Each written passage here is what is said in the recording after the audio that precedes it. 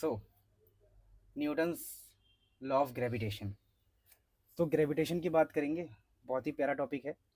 तो सबसे पहला टॉपिक होता है इसके अंदर न्यूटन्स लॉ ऑफ ग्रेविटेशन। ठीक है, ये लॉ क्या कहता है, बहुत सिंपल है। अगर हमारे पास दो मास है m1 एंड m2, उनके बीच में डिस्टेंस है r, कोई भी मास हो सकता है, सूरज, चांद, सूरज, अर्थ, कुछ भी। तो न्यूटन साहब कहते हैं कि फोर्स बिटवीन टू मासेस, इनके बीच में एक फोर्स ऑफ अट्रैक्शन होगा।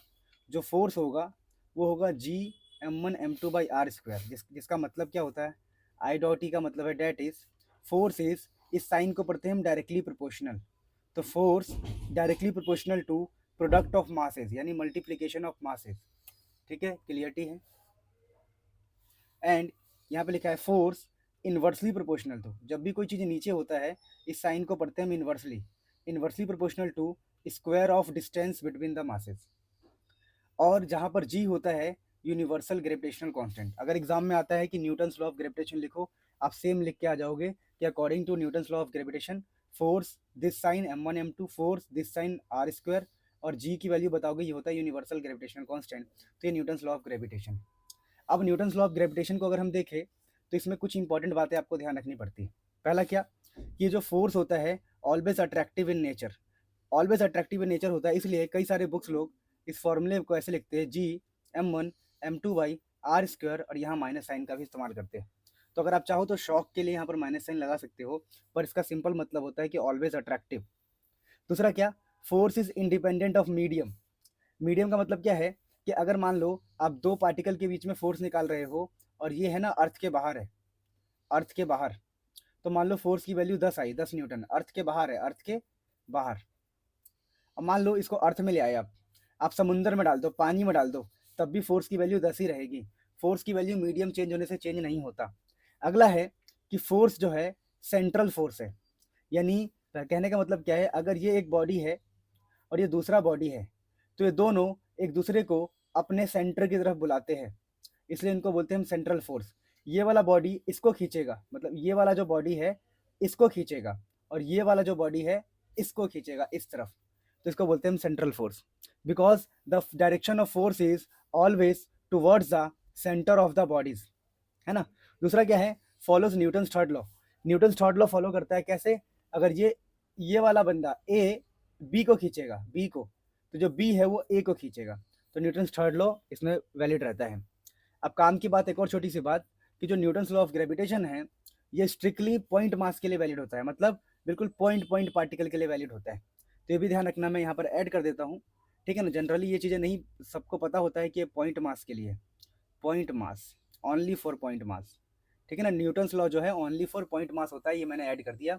अब हम आगे बढ़ते फटाफट। अब जैसे ही हमने फोर्स का फॉर्मूला लिखा हुआ है, तो हमें ये पता लग गया कि जो फोर्स का फॉर्मूला होता है जी m1 m2 डिस्टेंस का स्क्वायर। अब देखिए हम ये जानते हैं कि मान लेते हैं कि यह है अर्थ, और हम तो अर्थ को बोलेंगे एम ई, एम ई मतलब मास ऑफ अर्थ। ठीक है, और हम अर्थ के सरफेस पर है, तो हम होंगे ऑब्जेक्ट, तो ये होगा मास ऑफ ऑब्जेक्ट। तो अब देखिए, अगर ये अर्थ है और मैं अर्थ के सरफेस पे हूँ, तो अर्थ मुझे खींचेगा अंदर की तरफ, अर्थ हमें अट्रैक्शन देगा। अब जो अट्रैक्शन है इसका फॉर्मूला क्या होगा, तो इसका बहुत ही सिंपल सा फॉर्मूला होगा, force is equal to G mass of earth, mass of object, और जो भी इसका डिस्टेंस होगा जो कि रेडियस ऑफ अर्थ होगा, क्योंकि हम अर्थ के सरफेस पे रहते हैं, तो रेडियस ऑफ अर्थ का स्क्वायर। तो आप ध्यान रखेंगे कि अगर अर्थ और ऑब्जेक्ट के बीच में फोर्स लिखना हो तो हम ऐसे लिखते हैं m1 m2/r²। अब हम और भी जानते हैं कि जो फोर्स का फॉर्मूला होता है वो होता है मास इनटू में एक्सेलरेशन। अब फोर्स किस पर लग रहा है, तो फोर्स मुझ पे लग रहा है, तो यहाँ पर आएगा mo, और ये होगा एक्सेलरेशन। तो अगर हम देखेंगे इन दोनों फॉर्मूले को, तो दोनों फॉर्मूला, ये भी फोर्स का फॉर्मूला है, ये भी फोर्स का फॉर्मूला है। अब देखिए अगर कंपैरिजन करते हैं, तो मान लो mo और ये mo गया, तो ये जो बचा होगा बचा, देखिए अगर ये f है तो ये f है, ये mo था तो ये mo था, तो ये बचा हुआ जो होगा कंपैरिजन से वो एक्सेलरेशन के बराबर होगा। यानी कि एक्सेलरेशन की बात करें तो क्या फॉर्मूला आता है, g जो कि ग्रेविटेशनल कांस्टेंट है, और यहाँ पर होगा मास ऑफ अर्थ, और जो भी अर्थ का रेडियस है उसका स्क्वायर। अब मैं छोटी सी बात यहाँ मेंशन करना चाहता हूँ, जो g की वैल्यू होती है वो होती है 6.67 10⁻11। और दूसरी बात हमने बोला a का फॉर्मूला होगा g mass of earth radius of अर्थ का स्क्वायर। तो जी और ये होता है मास ऑफ अर्थ रेडियस ऑफ अर्थ का स्क्वायर, सब कुछ वैल्यू पुट करने के बाद जी की value mass of earth radius of earth 9.8 metre पर सेकंड स्क्वायर आएगा आपके पास वैल्यू। अब ध्यान रखिएगा, ये जो एक्सेलरेशन ड्यू टू ग्रेविटी है, इसका एक और नाम होता है intensity of gravitational field. Intensity क्यों? इसका मतलब है एक्सेलरेशन कितना इंटेंस है। इंटेंसिटी मतलब जैसे होता है ना ब्राइटनेस, है ना, तो इंटेंसिटी कितनी आती है 9.8 की, यानी एक्सेलरेशन का एक और नाम है इंटेंसिटी ऑफ ग्रेविटेशनल फील्ड, कि जो भी ग्रेविटी है उसका इंटेंसिटी कितना है, उसका पावर कितना है, ये इसका ये मतलब उसका एक्सेलरेशन कितना है। तो इस प्रकार से हमने ये खत्म कर लिया। अब अगला टॉपिक हमारा आता है, बड़ा सिंपल सा टॉपिक है, ग्रेविटेशनल पोटेंशियल एनर्जी। बहुत ही सिंपल एंड इंपॉर्टेंट टॉपिक होता है, इसको बढ़िया से करते हैं। ग्रेविटेशनल पोटेंशियल एनर्जी हमारे टॉपिक का नाम है, इसको समझाना भी बहुत ही बच्चों का खेल है। जैसे कि मान लीजिए आपके अभी जो मैंने टॉपिक छुड़वा दिया है ना, variation of acceleration due to gravity, वो मैं आगे कराऊंगा। अब ये बड़ा टॉपिक आसान होता है, इसको समझते हैं, कंफ्यूजिंग टॉपिक है। तो यहाँ पर ना मान लीजिए अर्थ है, ये अर्थ है, तो इसका लिखेंगे मास ऑफ अर्थ, और बहुत ही दूरी पर, कहीं पर बहुत ही दूरी इन्फानाइट पर कोई ऑब्जेक्ट है जिसका मास है m0। हम चाहते हैं कि x दूरी पर है कोई ऑब्जेक्ट जो इन्फानाइट पर है, बेसिकली हम चाहते हैं कि m0 ना किसी पॉइंट यहाँ से यहाँ आ जाए। मान लो ये पॉइंट A है, B तक आ जाए, और B की दूरी जो अर्थ से है वो r है। तो हम चाहते हैं x से लेकर r तक, जैसे ये x है डिस्टेंस, तो r तक, हाँ कुछ भी ले लो, r भी ठीक है, कोई दिक्कत नहीं, कुछ भी ले सकते हैं ना। तो मान लो आप x से x पर कोई ऑब्जेक्ट है, उसको b पर लाना चाहते हैं। तो अब b पर लाने के लिए क्या होगा, सोचिए, जो अर्थ है, जो अर्थ है इसको अट्रैक्शन करेगा, आपको पता ही है, क्योंकि अर्थ के पास ग्रेविटेशनल फील्ड है, या अर्थ ग्रेविटी का फोर्स लगा के इसको खींचेगा अपनी तरफ। जब खींचेगा तो मान लेते हैं कि इस टाइम पर जो डिस्प्लेसमेंट होगा वो डिस्प्लेसमेंट dx है। तो खींचने की वजह से क्या होगा, यहाँ पर होगा वर्क, और वर्क का फॉर्मूला होता है F into displacement, force into displacement. और हालांकि हम जानते हैं फोर्स का फॉर्मूला होता है G, mass of earth, mass of object, और जो भी यहाँ तक का डिस्टेंस होगा, तो यहाँ तक का डिस्टेंस हमने x माना है, x का स्क्वायर इंटू में dx। अब जानते हैं यहाँ पर इंटीग्रेशन होता है, तो हमें पता है कि इंटीग्रेशन कहाँ से कहाँ करना है। हमें इन्फानाइट से कहीं बहुत दूर से r डिस्टेंस तक आना है, तो हम बोलेंगे हमें इन्फानाइट से r तक आना है, और वर्क का फॉर्मूला फिर आगे चलेगा। देखिए ये सब बाहर आ जाएगा, G mass of earth, mass of object, x square, और ये सब बाहर आ जाएगा। इंटीग्रेशन में सिर्फ बचेगा 1/x² into D x. Infinite से आर पे कैसे आना? हमें इन्फानाइट से तो इस डिस्टेंस तक आना है ना, आर तो ये है ना, यहाँ से लेके वहाँ तक। हाँ तो यहीं तक तो आना है, हमें ये इस पॉइंट तक आना है, अर्थ से इस पॉइंट तक आना है। अच्छा। ये इन्फानाइट था, इस पॉइंट तक आना है। अब देखो ये इंटीग्रेशन है ना, तो इसका जिसको नहीं आइडिया है मैं बताता हूँ, इसका इंटीग्रेशन क्या होता है। G mass of earth, mass of object, इसका इंटीग्रेशन होता है x की पावर -2 + 1 बाई -2 + 1 इंटू में, बस खत्म। और यहाँ पर वैल्यू लिमिट पुट करनी पड़ती है।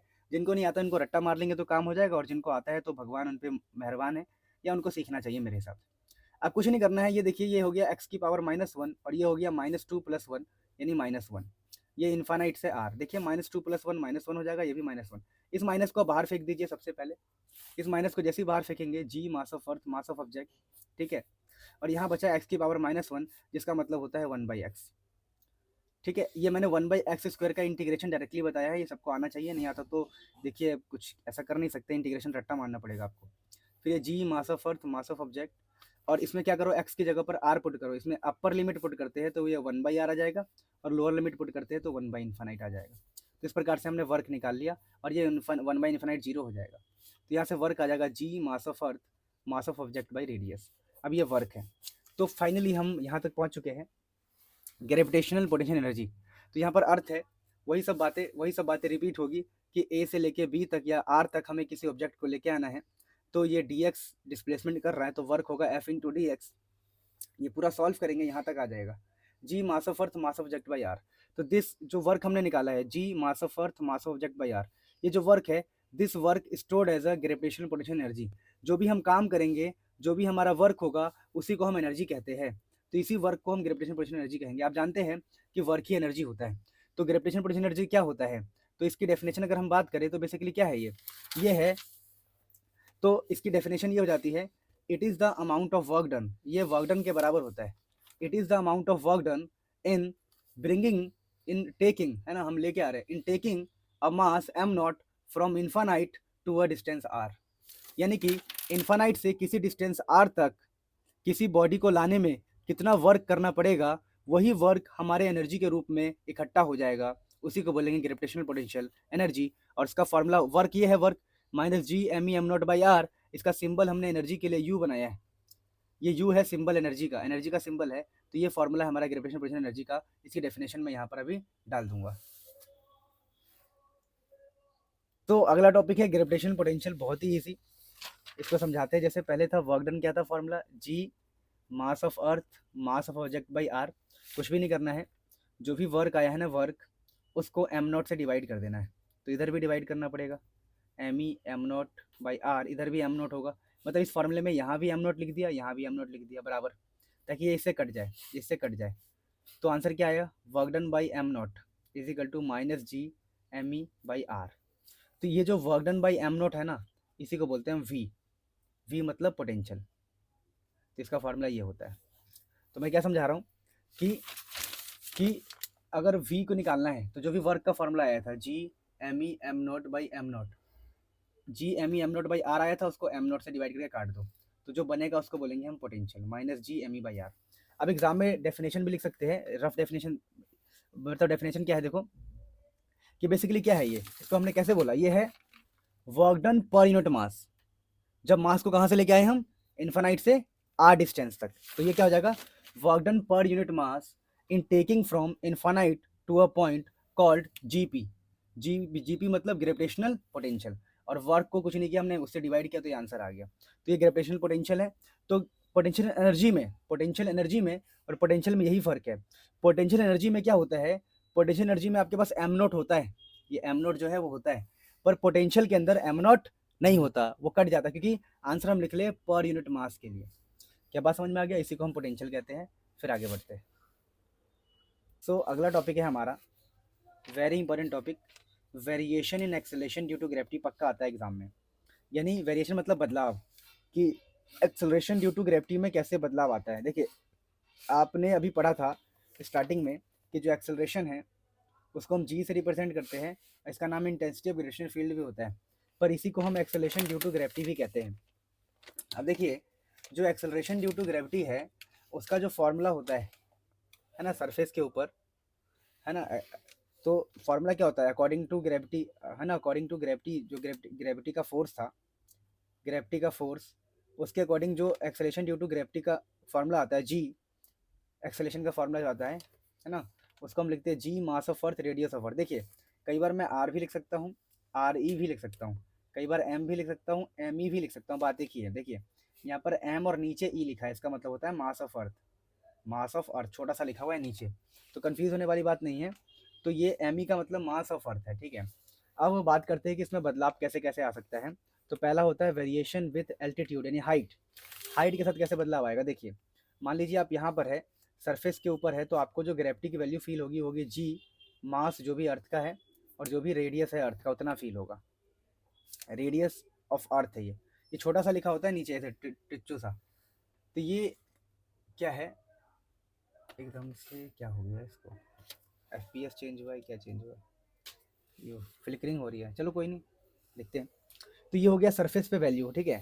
अब कह रहे हैं कि भैया अगर हाइट पे जाओगे, ऊपर जाओगे, तो कैसे ग्रेविटी की वैल्यू चेंज होगी। तो हाइट के लिए हम लगाएंगे फॉर्मूला। तो हाइट के लिए क्या फॉर्मूला आएगा, ग्रेविटी की वैल्यू हाइट पर क्या हो जाएगा बताओ, वो हो जाएगा ग्रेविटी की value height is equal to G mass of earth, और डिस्टेंस कितना हो जाएगा इस बार आर ई प्लस एच, यानी आर प्लस एच का होल स्क्वायर, है ना। आर को आर ई भी लिख सकते हैं, रेडियस ऑफ अर्थ पर कोई प्रॉब्लम नहीं। अब कुछ भी नहीं करना, इस इक्वेशन को और इन इक्वेशन को दोनों को डिवाइड कर दोगे ना, तो जी एच की वैल्यू मिल जाती है, डेरिवेशन हो जाता है। तो डिवाइड करेंगे तो जी एच बाई जी पता क्या आएगा, देखो डिवाइड करेंगे तो जी एम ई से जी एम ई कट जाएगा डिवाइड करने पे, और ये बन जाएगा आपका are E square by R E plus H का होल स्क्वायर। अब कुछ नहीं करना है, आपको जी को उधर भेज देना है, जी को उधर भेज दो क्रॉस मल्टीप्लाई करके, तो ये हो गया आर ई स्क्वायर, तो नीचे आ गया आर ई प्लस एच का होल स्क्वायर, ठीक है, are E square by R E plus H का होल स्क्वायर। अब यहाँ पर एक कंडीशन होती है, जब हमारा हाइट छोटा हुआ एज कम्पेयर टू रेडियस, यानी हम अर्थ के सरफेस से बहुत दूर नहीं गए, ये अर्थ का सरफेस है, हम थोड़ा सा ही ऊपर गए हैं, तब बाइनोमियल यूज़ करके लिख देना यहाँ पर, यूजिंग बाइनोमियल, हम यहाँ पर बाइनोमियल यूज़ करते हैं, क्या यूज़ करते हैं, 1 प्लस एक्स की पावर एन। ये यूज़ करने के बाद ना डायरेक्टली हमारा आंसर आप लिख सकते हो एग्जाम में, कोई प्रॉब्लम नहीं है, क्योंकि ये मैथमेटिक का टॉपिक होता है। तो ये जो फार्मूला है ना, ये तो हमारा फार्मूला ड्राइव हो गया है, पर एक स्पेशल केस है कि अगर हाइट बहुत कम हुआ, अर्थ के सरफेस से ज़्यादा दूर नहीं गए, तो फॉर्मूला आता है G1 - 2h/r। आप सीधा ये लिखिए कि यूजिंग बाइनोमियल 1 + x⁴n, ठीक है, और आप डायरेक्टली ये आंसर लिखिए, कोई प्रॉब्लम नहीं है। अदरवाइज आपको पूरा बाइनोमियल सॉल्व करके दिखाना पड़ेगा, जो मुझे लगता है कि ठीक है, इतना कोई दिक्कत नहीं है, हम इतना लिख सकते हैं। तो फाइनली अगर मैं यहाँ पर आऊँ तो variation in acceleration due to gravity, पहला हम पढ़ रहे हैं वेरिएशन विद एल्टीट्यूड या हाइट।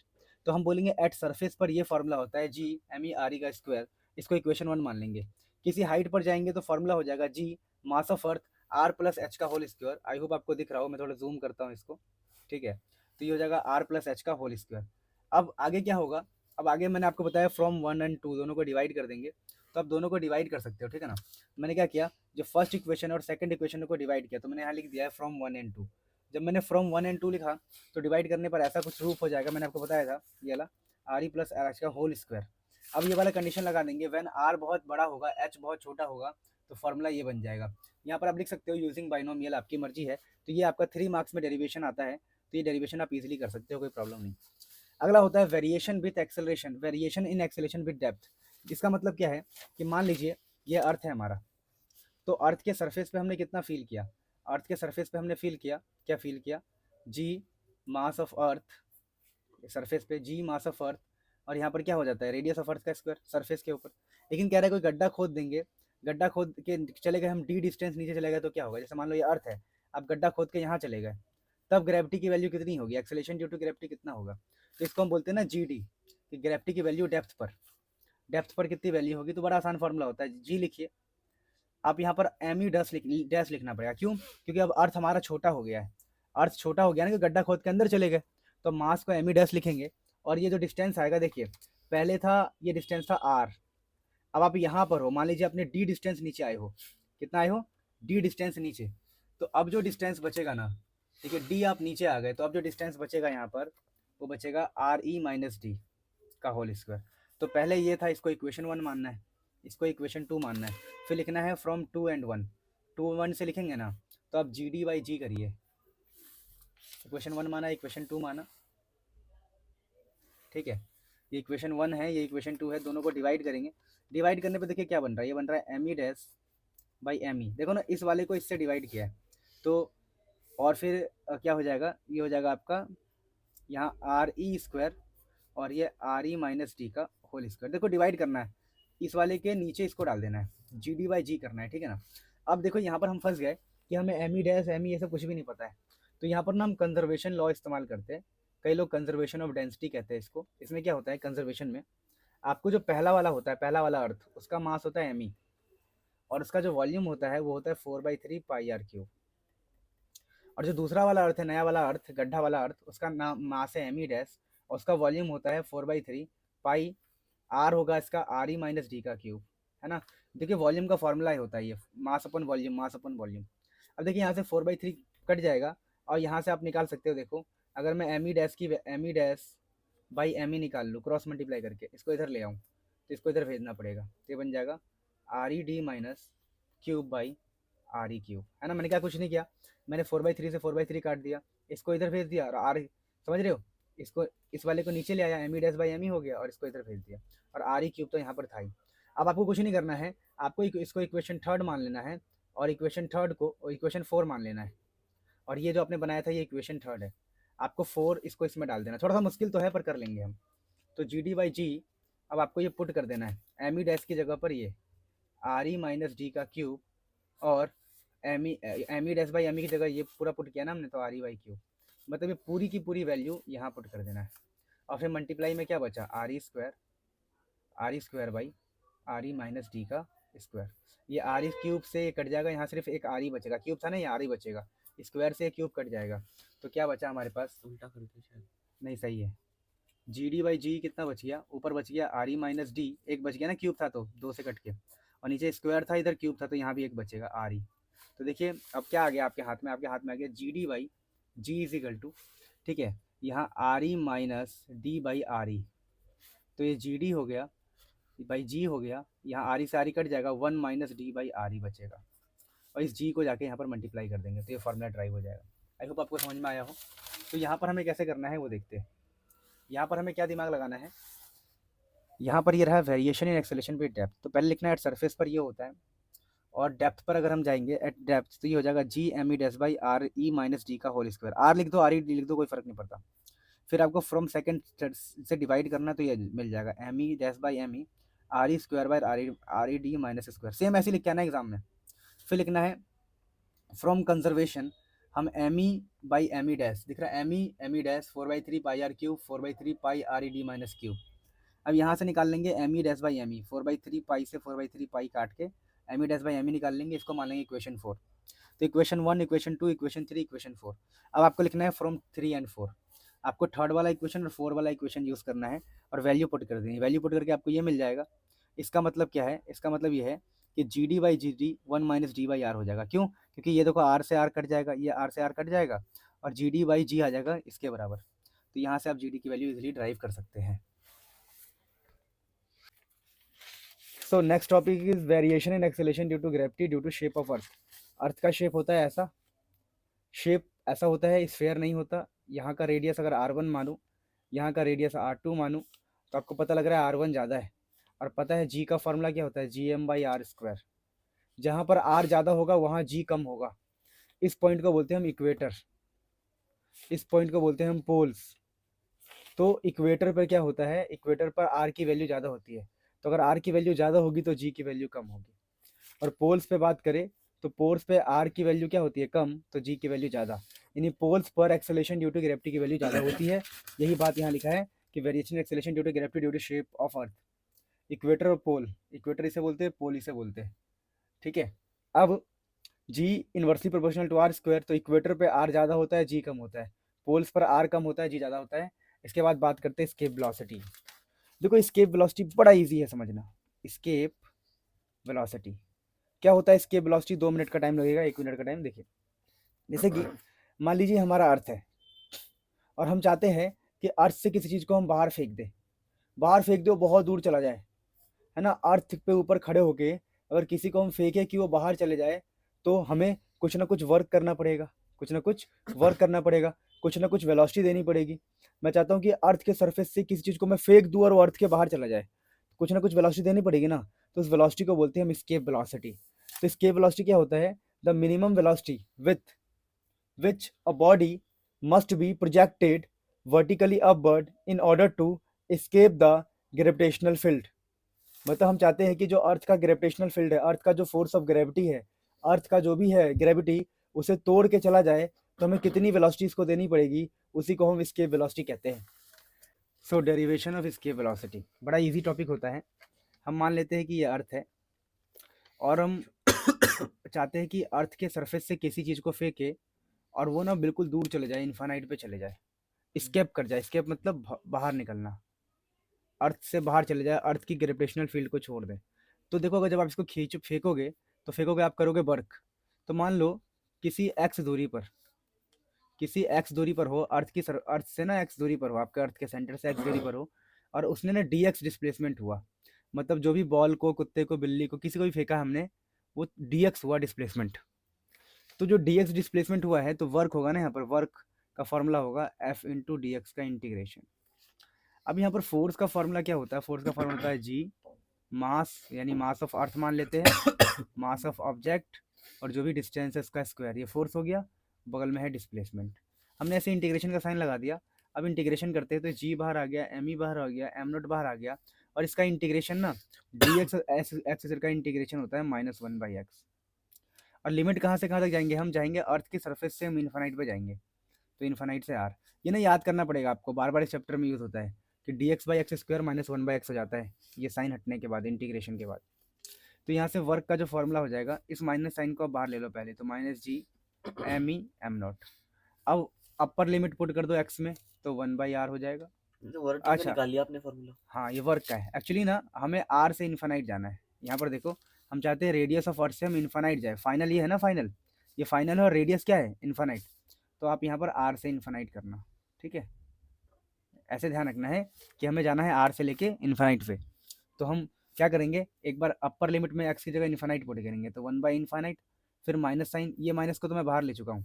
ये तो ये वाला केस है कि upper limit minus lower limit, है ना। पहले ऊपर की वैल्यू करते हैं, फिर माइनस करके नीचे की वैल्यू पुट करते हैं। तो ऊपर की वैल्यू पुट की, माइनस करके नीचे की वैल्यू आर आ जाएगा यहाँ पर 1/r। ठीक है, तो यहाँ से वर्क आ जाएगा आपका G M E M nought, ये 1/∞ 0 हो जाएगा और यहाँ हो जाएगा 1/r। तो इस माइनस से माइनस कट के वर्क का फॉर्मूला आ जाएगा G mass of earth mass of object by radius, इस माइनस से माइनस कट जाएगा। तो ये आपका वर्क हो गया। अब आप कहेंगे ना, अब आप पता क्या कहेंगे, आप कहेंगे कि भाई जो भी मैंने काम किया है ना, ये आप ये तो समझ में आ गया होगा सारा। फिर आप कहेंगे जो भी मैंने काम किया है, जो भी मैंने इसके ऊपर वर्क किया है वो वही तो वेलोसिटी लेके आएगा इसके अंदर। तो आप बोलोगे जो भी मैंने वर्क किया है ना, ये जो वर्क है, ये जो वर्क है वर्क, ये काइनेटिक एनर्जी के बराबर होगा, क्योंकि काइनेटिक एनर्जी के अंदर ही वेलोसिटी होता है। तो आप बोलोगे भाई G mass of earth M not by R वो हाफ एम वी स्क्वायर के बराबर हो जाएगा, और ये जो वेलोसिटी होगा इसी को बोल देंगे वी, वी मतलब स्केप वेलोसिटी। तो यहाँ से ये जो मास होगा ऑब्जेक्ट का होगा, क्योंकि मास ऑब्जेक्ट के अंदर ही तो वेलोसिटी आएगा, तो इससे ये कट जाएगा और यहाँ से 2 को इधर भेजेंगे तो 2 g m e हो जाएगा बाई आर, और ये हो जाएगा वेलोसिटी का स्क्वायर। फिर रूट ले लेंगे रूट, तो 2 g m e by R, ये आ गया आपका स्केप वेलोसिटी। यह है वेलोसिटी ऑफ स्केप, मतलब इतनी वेलोसिटी से हम फेंकेंगे तो बॉडी स्केप कर जाएगा। अब बात करते हैं कि यहाँ पर ना हमने ये पढ़ा है जी होता है जी मासी of earth by radius of अर्थ का स्क्वायर, ये पढ़ा आपने, इसे बोलते हैं एक्सेलेरेशन ड्यू टू ग्रेविटी। तो यहाँ से अगर क्रॉस मल्टीप्लाई करोगे तो जी इंटू रेडियस का स्क्वायर क्या आ जाएगा, जी इंटू मास, है ना। ये एम ई का मतलब क्या होता है, मास ऑफ अर्थ, तो G into mass G R square के बराबर होगा।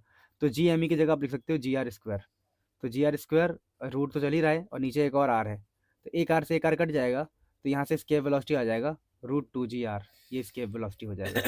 तो इसको कैसे करेंगे हम, अगर स्केप वेलोसिटी की डेरिवेशन करनी है हमें, तो इसके वेलोसिटी की डेरिवेशन बड़ी आसान है, हम बोलेंगे ये तो मैंने बता दिया आपको। डेरिवेशन में क्या है कि मान लीजिए ये अर्थ है, इसका कुछ रेडियस है, ठीक है। अब हमने ना एक्स डिस्टेंस पर, किसी एक्स डिस्टेंस पर डी एक्स डिस्प्लेसमेंट हमने देखा और हमें लेके जाना है इन्फानाइट पे, तो हमने वर्क किया F into D X G M E M note by X square D X G M E M nought minus 1/x, और जब इंटीग्रेशन को सॉल्व करेंगे तो ये आ जाएगा G M E M note by R. तो जो वर्क का फॉर्मूला है जो हमने ड्राइव किया वो आ गया G M E M note by R. फिर हम कहेंगे दिस वर्क, जो ये वर्क होगा काइनेटिक एनर्जी के बराबर होगा, तो G M E M note by R half M nought V square हो जाएगा, एम नोट से एम नोट आपका कट जाएगा, और देयर फॉर यहाँ से आप स्केप वेलोसिटी का फॉर्मूला निकालेंगे रूट लगा के 2 से मल्टीप्लाई करके। ऑल्सो आप कहेंगे कि स्केप वेलोसिटी का एक और फॉर्मूला होता है जो कि आता है 2 g r, है ना, 2 g r आता है। ये कैसे आता है मैंने आपको बता दिया है, जी एम ई की वैल्यू पुट करके √2 g r आता है। तो आप डायरेक्टली इसको लिख सकते हो ऑल्सो करके, आपको करके दिखाने की जरूरत नहीं है, ये अंडरस्टूड है कि ये फॉर्मूला होता है। तो अगला टॉपिक हम पढ़ेंगे ऑर्बिटल वेलोसिटी अपना, this is the orbital velocity. So orbital velocity क्या होता है ये समझाता हूँ मैं आपको। सो ऑर्बिटल वेलोसिटी की हम बात कर रहे हैं, तो देखिए ऑर्बिटल वेलोसिटी क्या है कि मान लीजिए अर्थ है या कोई भी प्लेनेट है, हम कितनी वेलोसिटी से बॉडी को छोड़े कि वो अर्थ के ऑर्बिट में घूमने लग जाए। जैसे अर्थ के चारों तरफ घूमने लग जाए तो हमें क्या वेलोसिटी देनी पड़ेगी कि अर्थ के चारों तरफ ही घूमे वो, उसको बोलते हैं ऑर्बिटल वेलोसिटी। तो ये होता है ऑर्बिटल वेलोसिटी। जैसे हम अर्थ है, ये अर्थ के बाहर चले गए और हमने एक पत्थर को फेंका, तो हम किस वेलोसिटी से फेंके कि वो पत्थर गोल गोल घूमने लग जाए अर्थ के ऑर्बिट में। तो ऑर्बिटल वेलोसिटी की डेफिनेशन क्या हो गई, the velocity by which a body must be projected such that it will revolve in the earth orbit, in the earth orbit, कि अर्थ के ऊपर जाके हम किस वेलोसिटी से फेंके कि वो अर्थ के ऑर्बिट में घूमने लग जाए, वो ऑर्बिटल वेलोसिटी होता है। तो इसके लिए बड़ा आसान डेरिवेशन होता है कि मान लीजिए रेडियस है और ऑर्बिट जो है h हाइट पर है, h यहाँ से h हाइट पर है, तो हम ये कहेंगे कि अगर इस सर्कल में घूमेगा, ऑर्बिट में घूमेगा, तो 2 फोर्स लगेगा। जैसे मान लीजिए यहाँ पर एक फोर्स कौन सा होगा, एक तो होगा अट्रैक्शन, अर्थ का अट्रैक्शन, तो हम बोलेंगे फोर्स ऑफ ग्रेविटी भी होगा। और सर्कल में घूम रहा है तो एक सेंट्रीपिटल फोर्स होगा बाहर की तरफ, आपको पता होगा इसका फॉर्मूला होता है सेंट्रीफ्यूगल, सेंट्रीपिटल एक ही बात है, एम वी स्क्वायर आर होगा, ठीक है। तो आप बोलोगे यार 2 फोर्स लग रहा है, एक तो ग्रेविटेशनल फोर्स और एक सेंट्रीपिटल, नहीं लग रहा, सेंट्रीपिटल या सेंट्रीफ्यूगल, है ना, दोनों एक ही बात है। दोनों लगने चाहिए, अरे दोनों एक ही बात है, समझे मेरी बात को, यानी अगर दोनों को शायद लेनी चाहिए अंदर की तरफ या बाहर की तरफ। सेंट्रीफ्यूगल सेंट्रीपिटल एक ही फोर्स होता है, देखो बस डायरेक्शन का फर्क होता है। तो ये फोर्स ऑफ ग्रेविटी जो है और फोर्स ऑफ सेंट्रीपिटल इक्वल होंगे तभी तो गोल गोल घूमता रहेगा ये, एक अंदर का फोर्स बाहर का फोर्स इक्वल है यार, ये घूम रहा है आराम से, घूम रहा है। तो हम यही अपनाने वाला है, ग्रेविटेशन फोर्स का फॉर्मूला होता है G mass of earth mass of object और जो भी रेडियस है r प्लस एच हो जाएगा, क्योंकि इस बार ना r ये है और h ये है, तो पूरा डिस्टेंस होगा r प्लस एच का होल स्क्वायर, तो G M E M note by distance का स्क्वायर r प्लस एच का स्क्वायर। सेंट्रीपिटल फोर्स का फॉर्मूला होता है mass M V square by R, तो ये r प्लस एच हो जाएगा। इसका फॉर्मूला होता है mv²/r ना, तो r डिस्टेंस कितना है, r प्लस एच है ना पूरा, तो एक से एक डिस्टेंस कट जाएगा, और ये एम नोट होगा क्योंकि ये वी नोट है, तो ये एम नोट होगा क्योंकि ये मास की बॉडी की बात कर रहे हैं हम, बॉडी ऑब्जेक्ट की, तो ये भी कट जाएगा। तो यहाँ से आ जाएगा G M E by R plus H, और ये वेलोसिटी का स्क्वायर है तो यहाँ रूट लगा देंगे, तो ये हो गया हमारा ऑर्बिटल वेलोसिटी। आप चाहो तो दोबारा जी एम ई की जगह पुट कर सकते हो उस वाले फॉर्मूले से जो हमने पढ़ा था, G is equal to G M E by R square ना, तो जी एम ई की जगह जी आर स्क्वायर लिख सकते हो, जी एम ई की जगह जी आर स्क्वायर, तो यहाँ पर क्या आ जाएगा, यहाँ आ जाएगा आपका रूट में, ठीक है, रूट में आप जी आर स्क्वायर लिख सकते हो, G R square G M E की जगह, और नीचे रहेगा आर प्लस एच। अब देखो near to surface of earth, ये आर प्लस एच है, near to surface of earth, अगर हम अर्थ के सरफेस के पास हुए ना, यहाँ से मैंने ये पुट किया है G R square G M E की जगह, अगर near to surface of earth होगा तो हम हाइट को ऑलमोस्ट जीरो मान लेते हैं। अगर हाइट को ऑलमोस्ट जीरो मान लेंगे कि सरफेस के अर्थ, जैसे ये अर्थ है तो अर्थ के जस्ट ऊपर ही हूँ मैं, अर्थ के ऊपर ही, तो हाइट कुछ होगा ही नहीं, ये वाला हाइट तो जीरो हो जाएगा, ये वाला हाइट जो हमने हाइट माना था, तो इसका मतलब अगर हाइट जीरो हो गया तो इसका गेम तो ओवर हो गया, इसका गेम ओवर हो गया, एक आर से एक आर कट जाएगा तो बचेगा सिर्फ जी आर, तो ये भी ऑर्बिटल वेलोसिटी का फॉर्मूला है देखो। और तो ऑर्बिटल वेलोसिटी कैसे ड्राइव किया हमने, बोला हमने force of centrifugal force of gravitation बराबर होगा, फिर काट पीट करके ये निकाल लिया, फिर जी एम ई की जगह पुट कर दिया, और हमने मान लिया है कि height is almost zero, height को जीरो मान के जी एम ई की वैल्यू पुट किया तो रूट जी आर आ गया। तो इस प्रकार से देखो, अगर इसके वेलोसिटी का फॉर्मूला देखें तो रूट टू जी आर, और ऑर्बिटल वेलोसिटी का फॉर्मूला देखें तो रूट जी आर, तो दोनों में कितने का फर्क है, सिर्फ रूट टू का फर्क है, ये बात ध्यान रखना, अब एग्जाम में आता है। चलो अगले टॉपिक पे बढ़ते हैं। ऑर्बिटल स्पीड पढ़ने के बाद अपने पास है लास्ट टॉपिक केप्लर्स लॉ और कुछ सैटेलाइट के बारे में जानना। तो केप्लर्स हमारे तीन लॉ दिया था। फर्स्ट लॉ था हमारे पास केप्लर्स का कि each planet revolve around the sun in elliptical orbit with sun at one of the foci, देखिए इसको एलिप्स कहते हैं, और सन एक फोकाई पर होगा, सन यहाँ होगा, और जो प्लेनेट है प्लेनेट रिवॉल्व करेंगे इसके अराउंड, ये केप्लर्स का फर्स्ट स्टेटमेंट था, फर्स्ट लॉ था, समझ पा रहे हो। या फिर ऐसा होगा कि सन अगर यहाँ होगा तो हमारा अर्थ या प्लेनेट ऐसे घूम रहा होगा, तो सन दोनों में से एक कोने पर होगा, और जो जो भी प्लेनेट होंगे घूम रहे होंगे, प्लेनेट जो होंगे वो साथ में घूम रहे होंगे, तो each planet revolve around the sun in elliptical orbit with sun at one of the foci, यानी या तो सन यहाँ पर हो या सन यहाँ पर हो और अर्थ उसके चारों तरफ घूम रहा होगा। तो first law complete. Second law कहता है area covered per unit time of a planet is a constant, मतलब क्या है कि मान लीजिए हम अर्थ की ही बात करते हैं, तो अर्थ जो है यहाँ से चलना शुरू करता है और यहाँ पहुँचता है, मान लीजिए ये सन है, सन तो यहाँ से स्टार्ट करता है चलना और यहाँ पहुँचता है, तो मान लीजिए एरिया है 10 मीटर स्क्वायर, तो अगली अगर टाइम लगा 1 सेकेंड है ना, 1 सेकेंड में एरिया है 10, तो अगले 1 सेकेंड में भी जो एरिया कवर होगा वो 10 ही होगा, यानी कि area covered per unit time of a planet is constant, constant मतलब सेम, एरिया हर सेकेंड सेम कवर होता है, तो ये सेकेंड लॉ है।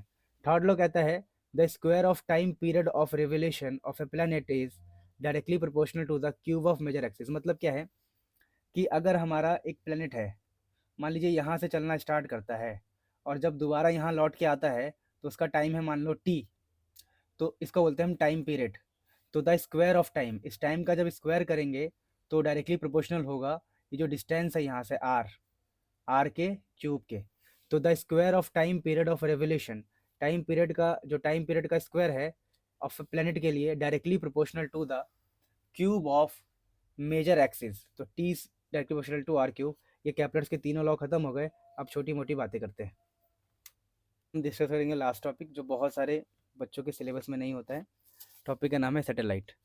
सैटेलाइट क्या होता है कि अगर हमारे पास कोई हैवी बॉडी है, लाइक अर्थ, हमारा अर्थ है, और अर्थ के अराउंड जो भी चीज़ें घूमेगी उसको हम सैटेलाइट कहेंगे। जैसे मान लो मून घूम रहा है तो मून एक नेचुरल सैटेलाइट है, लेकिन अगर हम कुछ बना के भेजते हैं जो घूमेगा तो ये होगा मैन मेड सैटेलाइट। तो सैटेलाइट किस स्पीड से घूमता है, अगर अर्थ की ऑर्बिट में घूम रहा है तो ऑर्बिटल स्पीड से घूमेगा, ऑर्बिटल स्पीड से घूमेगा, ठीक है।